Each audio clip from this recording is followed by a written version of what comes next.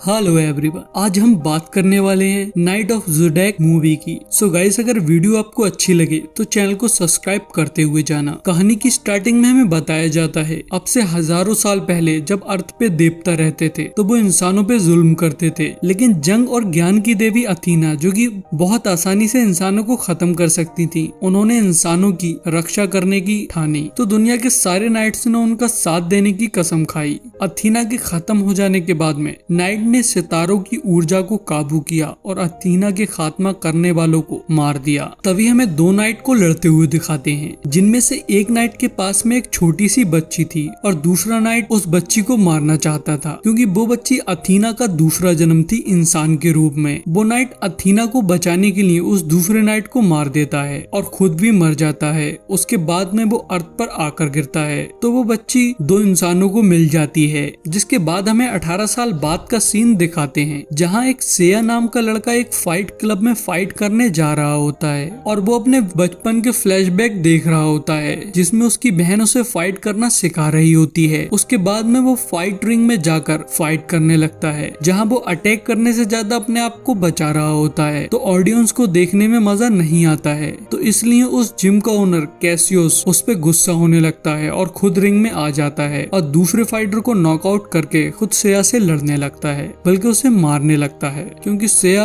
उससे नहीं बच पाता है। कैसियस किसी से भी नहीं हारता था, लेकिन तभी सेया बेहोश हो जाता है और उसके अंदर से एक ऊर्जा निकलती है, जिससे कैसियस दूर जाकर गिरता है, लेकिन वो दोनों ही वापस खड़े हो जाते हैं। और अब जब सेया कैसियस के पंच मारता है तो उसके पंच से एक अलग ही तरह की ऊर्जा निकल रही होती है, लेकिन फिर सेया को वहाँ कुछ गड़बड़ लगने लगती है, इसलिए वो वहाँ से भाग जाता है। जहाँ रास्ते में उसे एक लंबे बालों वाला इंसान मिलता है, जो कि उसे अपने बॉस के पास ले जाता है। उसके बॉस का नाम एलमन कीडो होता है। वो सेया को बताते हैं, तुमने जो अभी ऊर्जा दिखाई है उसकी वजह से तुम्हारे पीछे गुराट पड़ जाएगी, जो कि कोई और नहीं एलमन की एक्स वाइफ होती है। लेकिन सेया के कुछ भी समझ नहीं आ रहा होता है कि तभी वहाँ पर गुराट के लोग आ जाते हैं। तो सेया एलमन के साथ में भागने लगता है और वो लंबे बालों वाला इंसान गुराट के लोगों को रोकने की कोशिश करता है, लेकिन वो लोग उसको वहीं मारकर बेहोश करके वहाँ से चले जाते हैं। इधर एलमन का एक और आदमी होता है जिसका नाम माइलॉक था, वो भी उनकी मदद करता है और वो लोग कार में बैठ के वहाँ से भागने लगते हैं। तो गुराट उनका एक शिप से पीछा करती है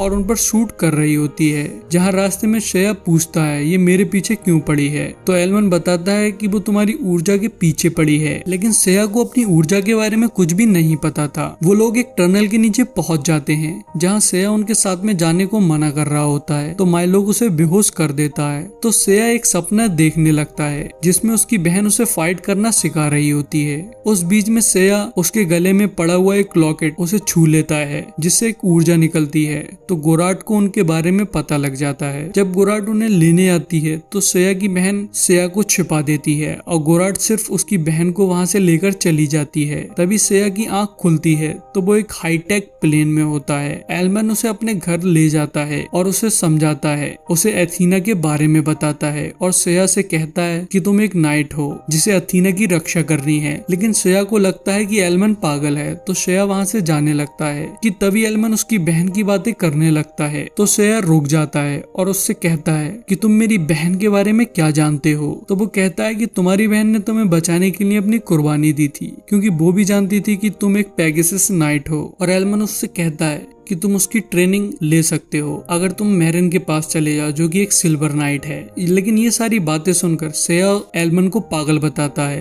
कि तभी वहां पर एलमन की बेटी सियाना आ जाती है, जो कि कोई और नहीं अथीना का इंसानी रूप था। एलमन ही वो आदमी था जिसे वो नाइट के पास से वो बच्ची मिली थी। सियाना अपने साथ में एक बॉक्स लाई होती है, जो कि वो सेया को दे देती है। उसमें वही लॉकेट था जो उसकी बहन पहनी हुई थी। ये सारी चीजें देखकर सेया वहां रुक जाता है। उसे लगता है शायद उसे उसकी बहन मिल जाए। तभी हमें कैसियस को दिखाते हैं। उसके पास में गुराड होती है। वो जिम को बंद करना चाहती थी, क्योंकि वो जिम उसी की थी जिसे कैसियस चलाता था, लेकिन कैसियस ऐसा करने से मना कर रहा होता है। तो गुराड का एक आदमी जिसका नाम नीरो था, वो उसकी हंसी उड़ाता है और उससे कहता है कि तुम एक बच्चे से हार गए। लेकिन कैसियस कहता है मैं नहीं हारा था, मैं तुम्हारे लोगों से भी लड़ सकता हूँ। तो गुराड उसे एक मौका देती है। तभी हमें सेया को दिखाते हैं। वो उन लोगों के साथ में खाना खा रहा होता है। तो एलमन को एक एक काम आ जाता है और वो वहाँ से चला जाता है। तो सया और सियाना के बीच में कुछ बात हो रही होती है कि अचानक से सियाना की ऊर्जा जाग जाती है। ऊर्जा के निकलते ही घर के जितने भी डोर और विंडो होते हैं उन सब पे शील्ड लग जाती है।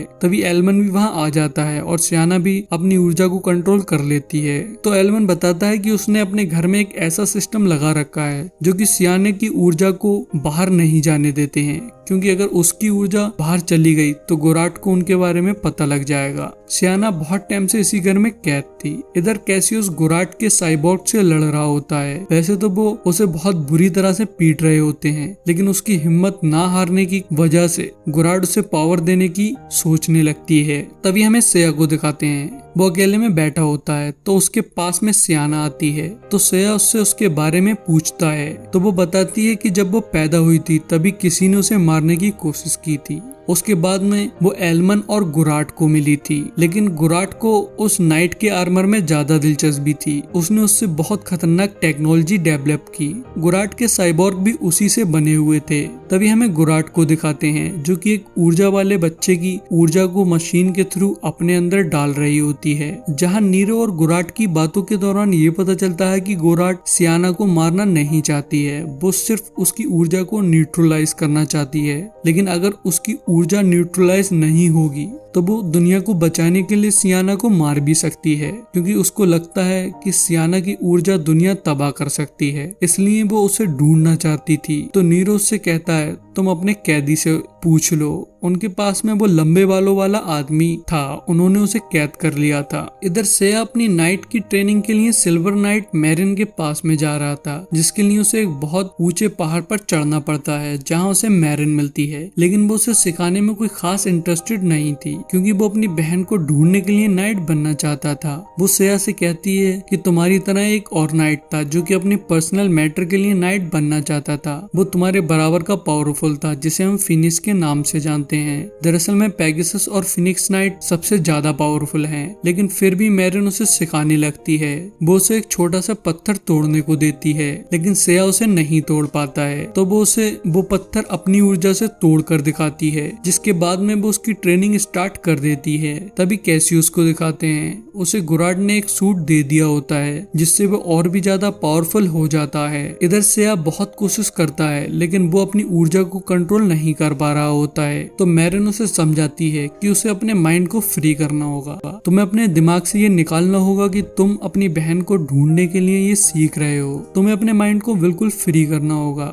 तो सया ऐसा करने की काफी कोशिश करता है, लेकिन नहीं कर पाता है। पर वो हार नहीं मानता है और कोशिश करता रहता है। तभी वो अचानक से एक पत्थर को तोड़ देता है, जिसके बाद में हमें नीरो को दिखाते हैं। वो उस लंबे बालों वाले इंसान के पास आया होता है और उसके दिमाग में ही उसे कुछ मॉन्स्टर दिखाकर उसे डराकर उसे एलमन का पता पूछ लेता है। नीरो के पास में किसी तरह की पावर होती है। इधर अब सया बहुत बड़े पत्थर को भी तोड़ देता है। उसके बाद में उसके गले में पड़ा हुआ वो लॉकेट अचानक से एक बॉक्स में बदल जाता है और फिर वो उसके पीछे पेगासस की फॉर्म में आ जाता है। उसके बाद में वो उसका आर्मर बन जाता है। मतलब वो कोई लॉकेट नहीं था, वो पेगासस आर्मर था। लेकिन तभी अचानक से उसे कुछ फ्लैशबैक दिखते हैं, जिससे उसे पता लगता है कि जब गोराट उसकी बहन को ले गई थी तब एलमन भी उसके साथ में था। तो उसे बहुत गुस्सा आ जाता है और वो वापस एलमन के पास जाने लगता है। लेकिन मैरिन उससे कहती है कि अभी तुम्हारी ट्रेनिंग पूरी नहीं हुई है। सया फिर भी वहां से जाना चाहता था।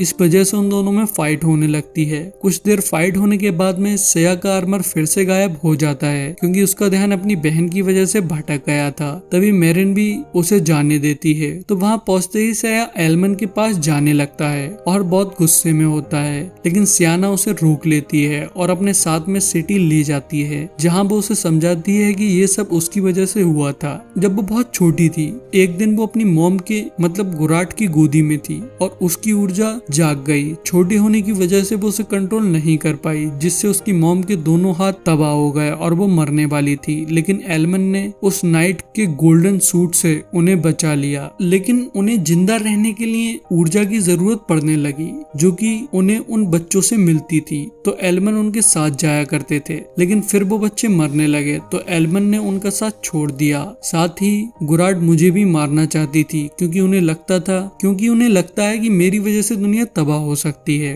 फिर वो सया से कहती है कि अब मुझे भी लगता है कि शायद मेरी वजह से दुनिया खत्म हो जाएगी, क्योंकि उसे कुछ ऐसे सपने दिख रहे थे जिसमें उसकी ऊर्जा बेकाबू होने की वजह से दुनिया तबाह हो रही थी। इसलिए वो सया से कहती है कि अगर ऐसा हो तो तुम मुझे रोक देना, मतलब मार देना। लेकिन सया ऐसा करने से मना कर देता है और वो कहती है कि तुम्हारी बहन के अंदर कोई भी ऊर्जा नहीं थी, इसलिए गोराड ने उसे छोड़ दिया था, लेकिन वो उसमें नजर रख रही थी और तुम्हारी बहन ये बात जानती थी, इसलिए वो कभी भी तुम्हारे पास नहीं आई। तभी हमें एलमन को दिखाते हैं। गोराड को अब उसका पता लग गया था तो वो वहीं आ गई होती है जहां उन दोनों के बीच में बातें होती हैं। तो पता लगता है कि एलमन ने गोराड को बचाने के लिए कई ऊर्जा वाले बच्चों की जान ली थी, मतलब सियाना को भी गलत पता है। तभी सया और सियाना भी वहां आ जाते हैं। तो एलमन गोराड से लड़ता है, लेकिन गोराड के हाथ उस नाइट के आर्मर से बने हुए थे, इसलिए वो उससे बहुत पावरफुल थी, तो वो उसे मारने लगती है। इधर सया भी गोराड के लोगों को मारने लगता है, लेकिन तभी वहां पर कैसियस आ जाता है जो कि अब बहुत पावरफुल हो गया था।